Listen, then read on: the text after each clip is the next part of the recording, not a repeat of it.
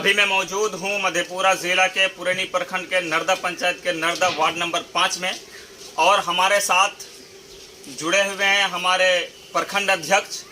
हम इनसे कुछ बातें जानेंगे, आखिर क्या वजह है जो ओवैसी से आज इतना मोहब्बत ये जता रहे हैं, और ओवैसी से इतनी मोहब्बत कि जिस पार्टी में ये काम कर रहे हैं उस पार्टी को भी छोड़ना मुनासिब समझते हैं, लेकिन ओवैसी को नहीं। आखिर क्या वजह है हम इन्हीं से जानेंगे। तो चलिए सबसे पहले आप छोटा सा परिचय दीजिए, आपका क्या नाम है? मेरा मोहम्मद सैयद आलम नाम हुआ और मेरा घर नरदा कोठी हुआ। हमको सबसे ज़्यादा परेशानी एक ही चीज़ का हुआ, आरजेडी परिवार से हमारे पिताजी ने अपना उम्र बिता दिया, बिताने के बाद और उसको एक्सपायर करने के बाद फिर आज हम जुड़े हुए हैं इस आरजेडी परिवार से। मेरा ये कहना है, जब पटना में महागठबंधन का बैठक हुआ तो सभी छोटा पार्टी से लेके बड़ा पार्टी से लेकर के सब एक तरफा सबको बुलाया गया। हमारे एक मुसलमान का रहबर असद ओवैसी साहब हैदराबादी, और उसको इस पार्टी में बुलाया नहीं जाता। हमें इस चीज़ की परेशानी है कि हमारे नीतीश जी या तेजस्वी जी, अभी हमारे बिहार की सबसे बड़ी सरकार ये नीतीश जी हैं।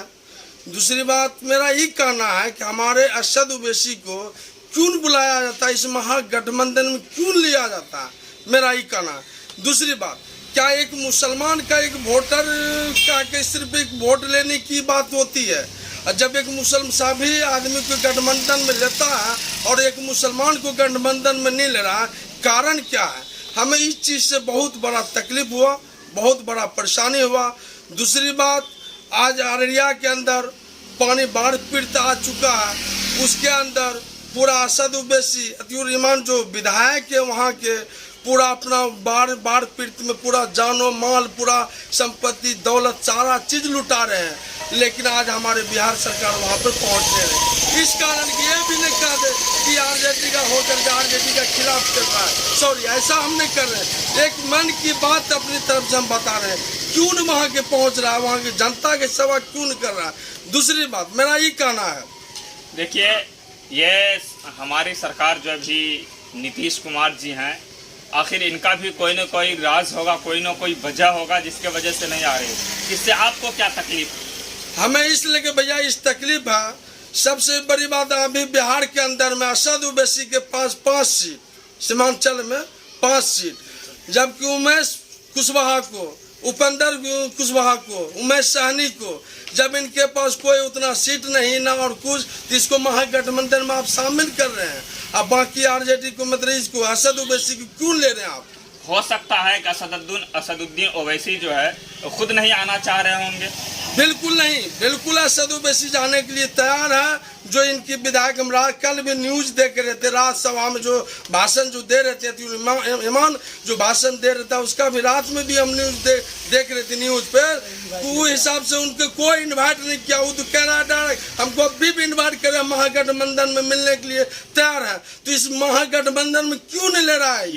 ये आप जो बता रहे हैं, ये आपने न्यूज सुन के बताया, ये असदुद्दीन ओवैसी खुद बोल रहे हैं या उनके विधायक बोल रहे हैं? जी नहीं, असद ओवैसी भी बोल रहे हैं, उनके विधायक भी बोल रहे हैं, सब उनकी जो विकास करता है सब भी बोल रहे हैं। क्यों हमारे महागठबंधन को क्यों नहीं महागठबंधन में ले रहा है शामिल असद ओवैसी को? ऐसा क्या परेशानी है, क्यों? असल देखिए, इसमें सबसे बड़ा सवाल ये है कि बहुत सारे मीटिंगें होती है, मीटिंग होने के बाद हर किसी को बुलाया जाता है, हर पार्टी को बुलाया जाता है, हर विधायक को बुलाया जाता है, लेकिन एक असदुद्दीन ओवैसी ऐसे पार्टी हैं जिनको मीटिंग में नहीं बुलाया जाता है।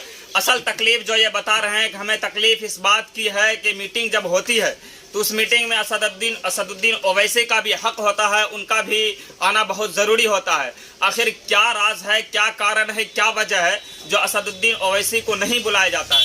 चलिए हमारे साथ और भी भाई जुड़े हुए, हम इनसे भी जानेंगे क्या वजह है, क्या कारण है। तो सबसे पहले आप अपना नाम बताना चाहेंगे? मेरा नाम मोहम्मद साबिर आलम है। मैं बताऊं, महागठबंधन के आप इधर आ जाइए, आप सामने आइए, थोड़ा सा आ जाइए, सामने आ जाइए। चलिए ठीक है, अब आप थोड़ा सा अपना छोटा सा परिचय दीजिए और असदुद्दीन ओवैसी के बारे में जो ये चर्चा चल रही है, ये बातें हो रही है, आखिर क्या वजह है, क्या कारण है, इसके बारे में आपका क्या राय है, आप क्या कहना चाहते हैं? मैं सबसे पहले इस चैनल के माध्यम से तमाम जनता मालिक को नमस्कार करूंगा, सलाम करूंगा, प्रणाम करूंगा। और सबसे ज़्यादा बात ये है कि तकलीफ वाली बात ये है कि महागठबंधन की जो बैठक हुई 26 छोटे बड़े नेताओं का जो महागठबंधन बिहार में बना है, महागठबंधन की सरकार जो पूरे भारत में चल रहा है, जिसका नेतृत्व हमारे राजद सुप्रीमो लालू प्रसाद यादव, बिहार के मुख्यमंत्री नीतीश कुमार साहब कर रहे हैं, इनके अगुवाई में जो बैठक हुई इसमें ओवैसी साहब को क्यों नहीं इनवाइट किया गया? अगर नहीं करते हैं आप तो इसका मतलब है कि आपको सिर्फ अब्दुल का वोट चाहिए और अब्दुल का अगुवाई करने वाला कोई नहीं हो। आप गुलाम बनाना चाहते हैं मुसलमानों को। इसी वजह से मैं सबसे पहले यहाँ के राजद सुप्रीमो और महागठबंधन के नेता हमारे माननीय मुख्यमंत्री नीतीश कुमार जी से आग्रह करूंगा कि आप ओवैसी साहब को महागठबंधन में लें। अगर पूरे मुसलमान का वोट पहले आपको मिलता ही था, मैं अब जो है मुसलमान जाग चुका है, इसलिए कि मुसलमानों का एक भी रहनुमा पार्लियामेंट और बिहार के विधानसभा में नहीं है जो मुसलमानों का हक के आवाज़ को बुलंद करे। आप लोग जो है बिल्कुल बायकाट कर रहे हैं ओवैसी साहब को। छोटे बड़े आप मान लीजिए मुकेश सहनी, इनको कौन जानता है? आप इनको महागठबंधन में शामिल करते हैं। उपेंद्र कुशवाहा, इसको कौन जानता है बिहार के अलावा? उसको पूरी भारत जानता है। अभी आपने कहा कि मुसलमानों का कोई रहनुमा नहीं है, या आप कैसे कह सकते हैं कि मुसलमानों का रहनुमा नहीं है? हाँ बिल्कुल, इसलिए कि महागठबंधन में अभी जो भी नेता हैं उसकी अगुवाई आप देखिए। अभी हमारे भाई बता रहे थे कि इसके पापा माननीय सरदार आलम पूरा जीवन जो है आरजेडी परिवार में बिताए। यहाँ तक कि कई मरतबा ये पुरैनी प्रखंड मधेपुरा से राजद के प्रखंड अध्यक्ष भी रहे, लेकिन आज तक यहाँ पे अगर किसी को कुछ नहीं मिला है तो वो सिर्फ राजद परिवार को कुछ नहीं मिला है।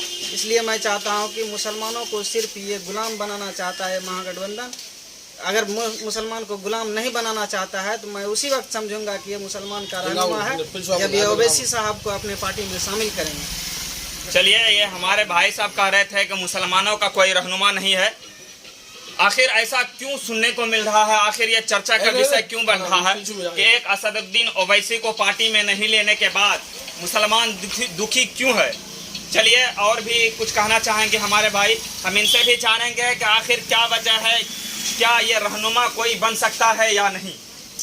अगर हमारे महागठबंधन अगर महागठबंधन ले लेते हैं असद ओवैसी को इस पार्टी में, गठबंधन में, हम दावा से कहते हैं पूरे बिहार में 40 का 40 सीट लेके रहेंगे। और दावा है, मेरा चैलेंज इस बात को, और बिहार के अंदर से हम मोदी जी को भगा के रहेंगे, इस बात का मेरा चैलेंज है। हाँ, लेकिन ओवैसी जी को महागठबंधन में ले शामिल करेगा तब, ना तो ऐसे में फिर वोट भी कटेगा और बिल्कुल 80% वोट कर लेगा मोहम्मद का मतलब असद ओवैसी। अगर हमारे महागठबंधन असद ओवैसी को ले लेते हैं महागठबंधन में तो फिर हमको उम्मीद नहीं बुझा रहा है कि मतलब जो भी पार्टी है असद ओवैसी के इतना ही फ्रेंड हो चुका है कि मतलब उनके भी उस पर नाम पर पब्लिक जितना भी जुआ है सब पूरा ही हो रहा है। मैं महागठबंधन के नेता हमारे आदरणीय मुख्यमंत्री Nitish Kumar, Rajad supremo Lalu Prasad Yadav, deputy CM Tejashwi Yadav से मैं अनुरोध करूंगा कि अगर आप बिहार में भाजपा का सफाया चाहते हैं तो आप अगर 2024 में 40 में से 40 सीट लोकसभा में जीत करके दिल्ली की दहली पे लेके जाना चाहते हैं तो आप सबसे पहले ओवैसी साहब को महागठबंधन में शामिल कर लें। इसलिए आपका बहुत बड़ा मुस्लिम समाज आभार व्यक्त करेगा। मैं खास करके मैं मोहम्मद साबिर आलम, मैं आपसे अनुरोध करता हूं कि आप ओवैसी साहब को ज़रूर से ज़रूर महागठबंधन में शामिल कर लें। इसके लिए आपका पूरा मुस्लिम समाज आभार व्यक्त रहेगा। धन्यवाद।